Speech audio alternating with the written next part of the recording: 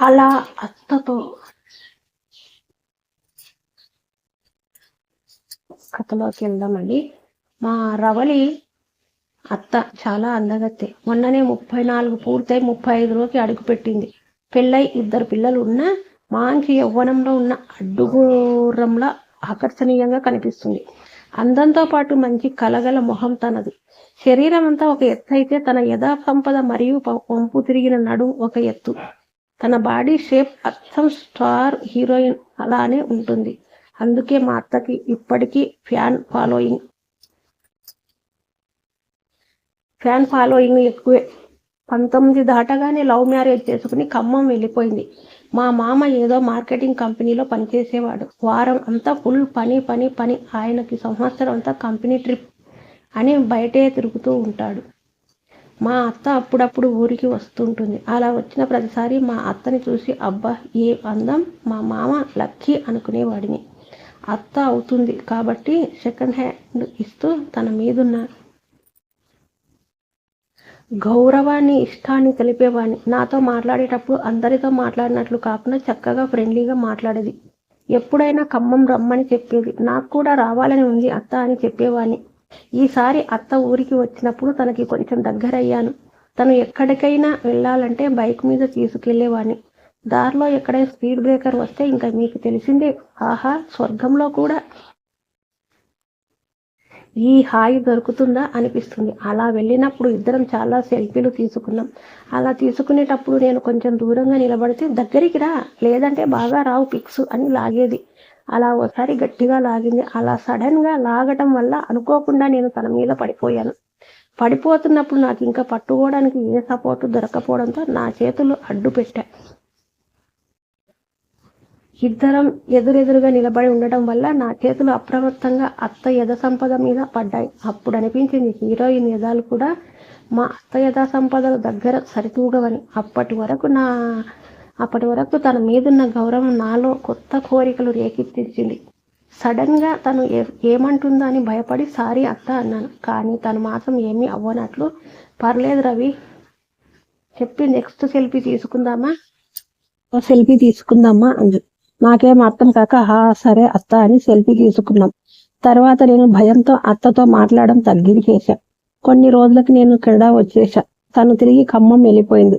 నేను మాత్రం అత్తతో జరిగిన ఆ సంఘటన మర్చిపోలేక గుర్తు చేసుకుంటూ తనతో దిగిన సెల్ఫీలు చూసుకుంటూ కాలం గడిపేస్తున్నా. నాకంటూ ఒక సపరేట్ ఇల్లు ఉండాలి అని కెనడాలో సింగిల్ బెడ్రూమ్ ఫ్లాట్ తీసుకున్నా.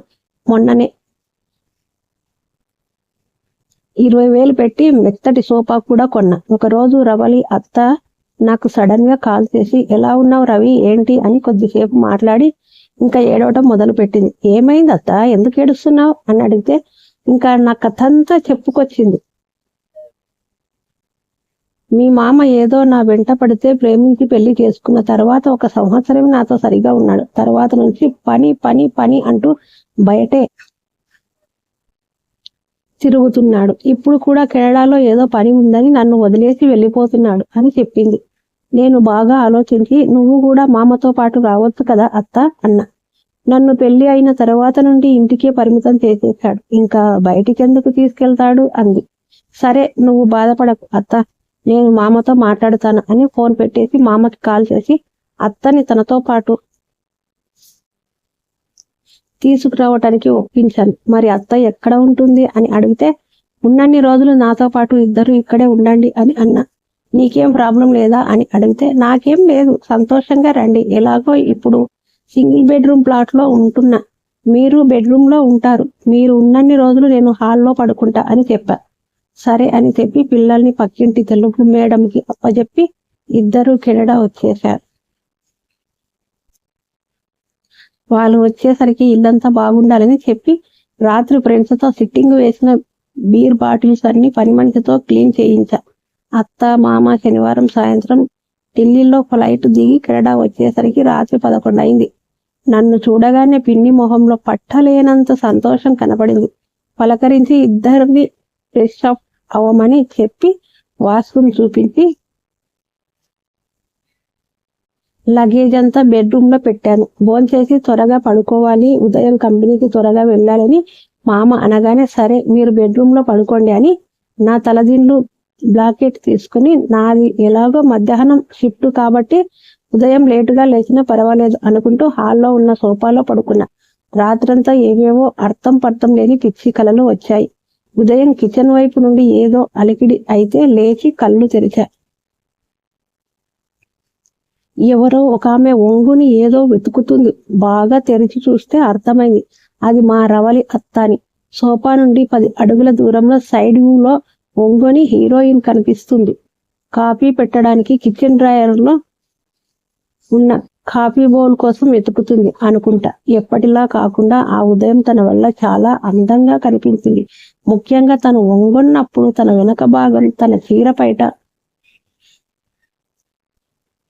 కవర్ చేయని తన యథ సంపద తనని ఒక అపురూప శిల్పంలా కనపరుస్తున్నాయి. నేను సోఫా మీద నుంచి లేచి మెల్లగా కిచెన్ వైపు వెళ్ళి గుడ్ మార్నింగ్ అత్త అని అన్నా. తాను సడన్ గా నా వైపు చూసి పైట సదురుకుంటూ తిరిగి గుడ్ మార్నింగ్ రవి అంది. ఏం వెతుకుతున్నారు అత్త అన్నా. మన ఇద్దరి కోసం కాఫీ పెడదామని బౌల్ వెతుకుతున్నా అంది. అవునా, బౌల్ వేరే డ్రాయర్ ఉందని చూపించి మరి మామ ఎక్కడా అని అడిగా. మీ మామ తెలిసిందే కదా, ఉదయం 7 గంటలకి కంపెనీకి వెళ్ళిపోయాడు, సాయంత్రం 6కి వస్తానన్నాడు అంది. అవునా, సరే అత్త అన్న. టైం అప్పటికే 8 అయింది. నేను ఫ్రెష్ అయి వచ్చేసరికి అత్త వేడివేడి కాఫీ రెడీ చేసి సోఫా ఎదురుగా ఉన్న టీపాయ్ మీద పెట్టి తను ఒక చైర్లో కూర్చుంది. నేను వెళ్ళి ఎదురుగా ఉన్న ఇంకో చైర్లో కూర్చుని కాఫీ ఒక సిప్ తాగా. తన చెయ్యి తగలగానే కాఫీకి ఒక టేస్ట్ వచ్చింది అనుకున్నా. కాఫీ చాలా బాగుంది అత్త అని చెప్పి అత్తకి కాంప్లిమెంట్ ఇచ్చా. థ్యాంక్ యూ అని చెప్పి తను కూడా తన కాఫీ తాగడం మొదలుపెట్టింది.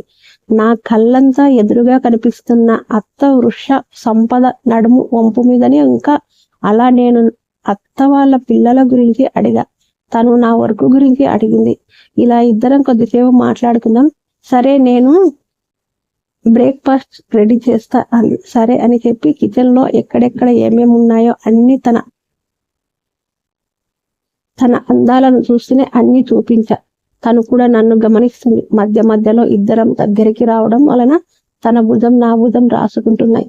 తను అవేమీ పట్టించుకోనట్లు ఉంది. నా మనసులో ఏవేవో ఆలోచనలు పరిగెడుతున్నాయి. సరే నేను హాల్లోకి వెళ్ళి కూర్చుంటా అన్నా.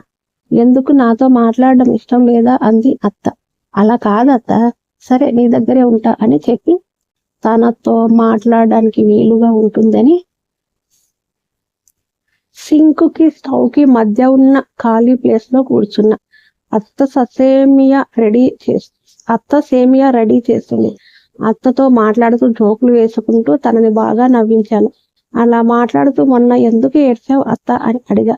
ఒక్కసారిగా తన మొహంలో వెలుగులు మాయమైంది. సేమియా కోసం పెట్టిన పాలు పొంగిన సౌండ్ వినిపించగానే సిమ్లో పెట్టి మళ్ళీ నా వైపు చూసింది. సారీ అత్త, నిన్ను బాధ పెట్టి ఉంటే అన్నా. పాల్లో చేసిన సేమియా పుల్లలు వేస్తూ, రవి నువ్వు నన్ను ఏం బాధ పెట్టలేదు, అంతా నా తప్పు. మీ మామని ప్రేమించి పెళ్లి చేసుకున్న వాడు నన్ను బాగా చూసుకోవడం లేదు అని మళ్ళీ ఏడుపు మొదలు పెట్టింది. అయ్యో అత్త, ఏమైంది, ఎందుకు ఏడుస్తున్నా? ఓదార్చడానికి నేను ఉన్నా కదా, నాతో చెప్పు అని అడిగితే నీకేం చెప్పగలను రవి, ఎందుకులే నీకు ఇవన్నీ అని అంది. అయ్యో అలా అంటావేంటి అత్త, నన్ను నీ ఫ్రెండ్ అనుకో అన్న. అప్పుడు అత్త మొత్తం చెప్పుకొచ్చింది. మీ మామకి అసలు నా మీద ఇంట్రెస్ట్ లేదు, నాకేమో రోజు తనతో టైం స్పెండ్ చేయాలనిపిస్తుంది, కానీ తను వారానికి ఒకసారి కూడా చేయడానికి ఇష్టపడడు. తను అంతలా డైరెక్ట్ అవుతుందని నేను ఎప్పుడు ఊహించలేదు. వెంటనే నేను కిందికి దిగి బాధపడద్దు అత్త అంటూ తనని హగ్ చేసుకున్నాను. తను కూడా నన్ను హత్తుకుంటూ చాలా థ్యాంక్స్ రా రవి అని నా కళ్ళలోకి చూసి చెప్పింది. నా మాట నమ్ముతారో లేదో ఆ చూపులో ఏదో మాయ ఉంది. అప్పటికే సేమియా అయిపోవచ్చింది. సరే బ్రేక్ఫాస్ట్ చేద్దాం అని తను 2 పింగాణి గిన్నెలు తీసుకుని సేమియా పోసింది. ఇద్దరం హాల్లో సోఫా మీద కూర్చుని సేమియా తినడం స్టార్ట్ చేశాం. టేస్ట్ అదిరిపోయింది. అబ్బా, నీ చేతిలో ఏదో మహిమ ఉంది అత్త అని కుడి చేత్తో ఉన్న స్పూన్ గిన్నెలో వదిలి అత్త చేతిని పట్టుకున్నా. అత్త నా వంక చూసి ఓ చిరునవ్వు నవ్వింది. ఆ చేతిని అలా తదేకంగా చూస్తూ, మామ నీ చేతిని పట్టుకుని ఎన్ని రోజులు అయ్యింది అత్త అని సేమ్యా స్పూన్ నోట్లో పెట్టుకుని అడిగా. తను బాగా ఆలోచించి, ఒక 2 నెలలు అయి ఉంటుంది అంది. నోట్లో ఉన్న సేమ్యా గట్టుకున్న మింగి 2 నెలలా అని నేను ఆశ్చర్యంగా అడిగాను. హా అంది. అంటే ఈ 2 నెలల్లో నో టచింగ్ నథింగా? అంటే నో టచింగ్ నథింగ్ అంది. ఎలా ఉంటున్నావు అత్త అని అడిగా. పిల్లలు అయినాక ఇంకేం చేయలేం, అంత సర్దుకుని పోవాలి అంది. నేనైతే అస్సలు ఉండలేను అత్త అన్న. ఆహా సరే కానీ ఆఫీసులో ఎంతమందిని పడగొట్టావు అని అడిగింది. అలా ఏం లేదు అత్త అంటూ ఆఫీసులో నా ఫ్రెండ్స్ అమ్మాయిల డీపీలను చూపిస్తూ జస్ట్ ఫ్రెండ్స్ అన్నాను. అలా మాట్లాడుతూ 11 అయిపోయింది. 12కి ఆఫీస్కి, 12:30కి క్యాబ్ వస్తుంది కాబట్టి ఇంకా నేను ఆఫీస్కి బయలుదేరుతా అత్త అని చెప్పి రెడీ అయ్యి వచ్చా. ఈరోజు ఖచ్చితంగా వెళ్ళాలా అని అడిగింది. అత్త, అత్తని అర్జెంటు వర్క్ ఉంది, వెళ్ళాలి అని చెప్పా. మాటల్లో పడి వంట కూడా చేయడం మర్చిపోయా అంది అత్త. నో ప్రాబ్లం అత్త, నీకు స్విగ్గీలో ఆర్డర్ పెట్టేస్తా, నేను ఆఫీసులో తింటా అని చెప్పి ఇంట్లో ఇంత అందాన్ని వదులుకొని ఎలా వెళ్ళాలి అని బయలుదేరాలని లేకపోయినా బయలుదేరాను. ఆఫీస్కి వెళ్ళడం అయితే వెళ్ళాను, కానీ మనసంతా అత్త మీదే ఉంది. ఉదయం కళ్ళు తెరవగానే చూసిన దృశ్యం కళ్ళెదురుగా కనిపిస్తుంది. అరగంటలో సారి అత్తకి కాల్ చేసి ఏం చేస్తున్నావు అత్త అని అడుగుతున్నా. సాయంత్రం 6కి మామకి కాల్ చేసి ఇంటికి వచ్చేసారా లేదా అని అడిగా. పని ఎక్కువ ఉండటం వల్ల లేట్ అవుతుంది, ఇంటికి వచ్చేసరికి 11 అవుతుంది అని చెప్పాడు. అవునా, సరే మామ అత్తకి కూడా కాల్ చేసి చెప్పండి అని చెప్పా. సరే చెప్తా అని ఫోన్ పెట్టేశాడు. మామ ఆఫీస్ అవ్వగానే త్వరగా ఇంటికి చేరుకుని కాలింగ్ బెల్ కొట్టా.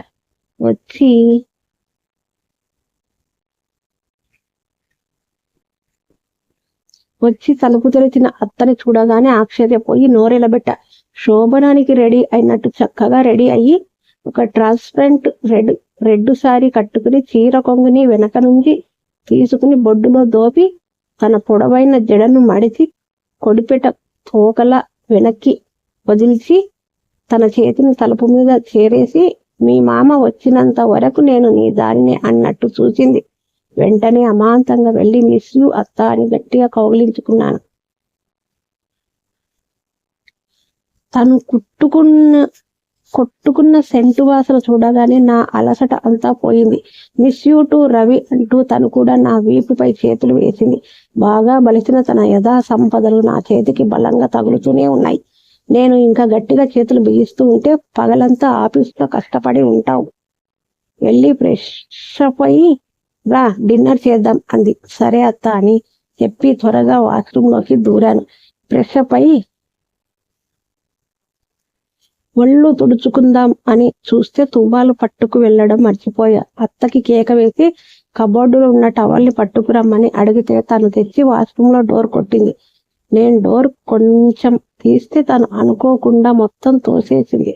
అంతే, అత్త గుడ్డలు లేకుండా ఉన్న నన్ను చూసి నిర్ఘాంతపోయింది.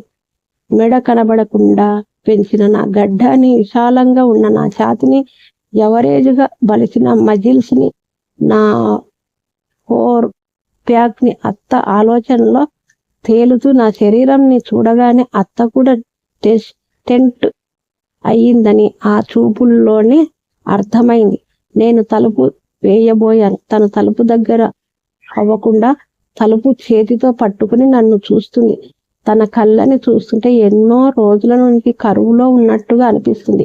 సడన్ గా వచ్చి నన్ను గట్టిగా కౌలించుకోండి, నేను కూడా ఇది నాకు ఒక వరం అన్నట్లుగా గట్టిగా పట్టుకున్నా. తను నా ఎదపై ముద్దు పెడుతుంది. నేను తన ఎద అందాలను పట్టుకుని ఒళ్ళంతా నలిపేస్తున్నా. అలాగే తనను 2 చేతులతో ఎత్తుకుని మంచం మీద పడుకోబెట్టి తనను అల్లుకుపోయా. తను కూడా నాకు పోటీగా ఎదురుగా దాడి చేస్తూ నన్ను అల్లుకుపోయింది. నేను ఒక్కొక్కటిగా తన చీరను తీస్తూ తన అందాలను జుర్రుకున్నా.